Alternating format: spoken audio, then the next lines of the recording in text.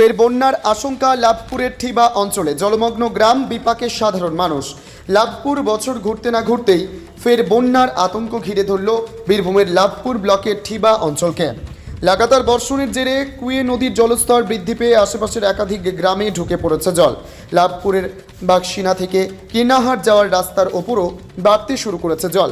পাশাপাশি কান্দুরকুলা গ্রামের কান্দর ব্রিজ জলের তলায় চলে যাওয়ায় বিপদের মধ্যে চলছে যাতায়াত। এদিকে বৃহস্পতিবার জলস্তর বেড়ে যাওয়ায় কান্দরকুলা গ্রামে একটি অঙ্গনওয়াড়ি কেন্দ্র জলে ডুবে যায়। সকালে পড়ুয়ারা এলেও পঠন পাঠন সম্ভব হয়নি বলে জানান কেন্দ্রের কর্মী। প্রশাসন গোটা পরিস্থিতির ওপর নজর রাখছে বলে জানা গেছে। উল্লেখ্য, যদি তিলপাড়া ব্যারেজে জলস্তর বেড়ে ডিভিসি অতিরিক্ত জল ছাড়ে তাহলে ঠিবা, বাক্সিনহা, কান্দরকুলা, জয়চন্দ্রপুর, খাপুর, চতুর্ভুজপুর সহ আশেপাশের বেশ কয়েকটি গ্রামে ফের ভয়াবহ বন্যার আশঙ্কা থাকছেই। গত বছর টানা মেঘভাঙা বৃষ্টিতে জলমগ্ন হয়ে পড়েছিল এই অঞ্চল। এক বছরের মাথায় ফের সেই দুশ্চিন্তা যেন ফিরে এলো ঠিবা অঞ্চলে। বীরভূমের লাভপুর থেকে কার্তিক ভান্ডারীর রিপোর্ট, তারাপীঠ টিভি। আপনি তো অঙ্গনওয়াড়ি কর্মী, হ্যাঁ এসেছিলেন রান্না করতে। কি পরিস্থিতির সম্মুখীন হলেন? কি পরিস্থিতির সম্মুখীন হলেন আপনি? হ্যাঁ, এই যে বন্যার জল চলে এসেছে, তার জন্যে আমার সেন্টার পর্যন্ত পৌঁছানো হলো না কো। এই রান্নাটা আমাকে অন্য দিন, রবিবার হোক, ছুটির দিন হোক, করে দিতে হবে। আমি কান্দরকুলার অঙ্গনওয়াড়ি কর্মী। মানে কতটা সমস্যা এই যে বন্যাতে? বন্যাটা আমাদের প্রতি বছরই এরকম হয়। ওই প্রায় দিনে জল থাকে, হয়, তার শোধ আমাদের কিনে আবার রান্না করেও দিতে হয়। মানে এই যে এখানকার লোক সব জানেও, এরা এইরকমই ভুক্তভোগী। প্রশাসনকে জানিয়েছেন? হ্যাঁ, আমাদের অফিসে আমরা জানিয়েছি, আমাদের সুপারভাইজার দিদিকে জানিয়েছি। আচ্ছা, হুম। ঠিক আছে। আপনার নাম? আমার নাম পিয়াসী মণ্ডল, কান্দরকুলার অঙ্গনওয়াড়ি কর্মী। প্রতি বছর এই অঞ্চল ডুবে যায় বন্যা পরিস্থিতিতে। এখন কি অবস্থা?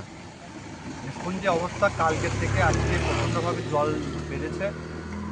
কালকে যে ছিল জল অনেকটা নদী থেকে অনেকটা 4-5 ফুট নিচে ছিল। এখন কিন্তু জল কিন্তু নদীর কানায় কানায় হয়ে আছে। কৃষকদের যে ধানের জমি, কৃষকদের যে বিচুন ফেলেছিল সে বিচুনগুলো জলের তলায় আছে। আর এখন রাস্তা খুব পারাপার, কান্দরকুল থেকে কিরিনহাট যাওয়ার যে রাস্তাটা, সেই রাস্তাটা এখন ডুবে গেছে। আর এসবগুলো হচ্ছে এখন আমরা জয়চন্দ্রপুর, হরিপুর, এগুলো ওই গ্রামগুলো পারাপার বন্ধ আছে।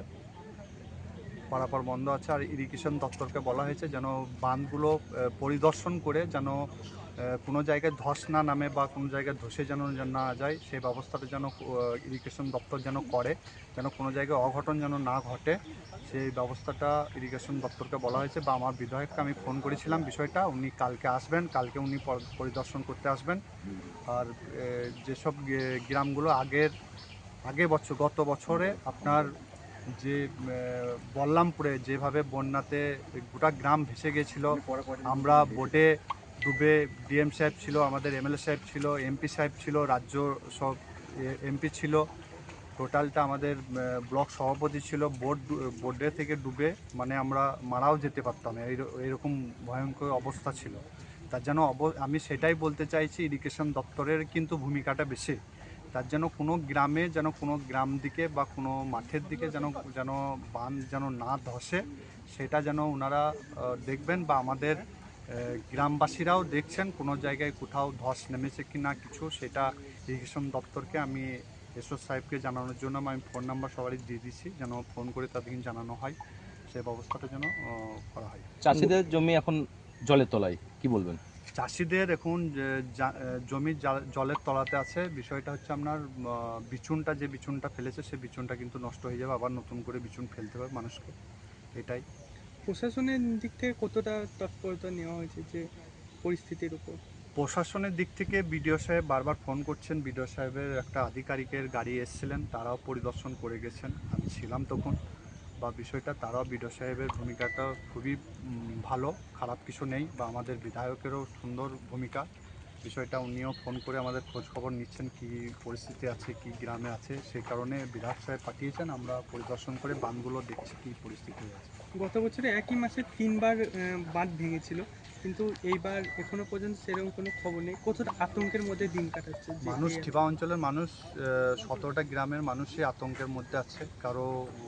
কারো কিছু হলে কিন্তু আমরা সবসময় 24 ঘন্টায় মানুষের সঙ্গে পরিষেবা দিই বা আমরা দেবো। আমরা সবসময় ঘুরে বেড়াচ্ছি, আমাদের ছেলেগুলো সব জায়গায় ঘুরে ঘুরে বেড়াচ্ছে, কোথায় কী হচ্ছে, কি মানুষের অসুবিধা, সবটাই টোটালটাই কিন্তু বিষয়টা কিন্তু দেখছে। ঠিক আছে।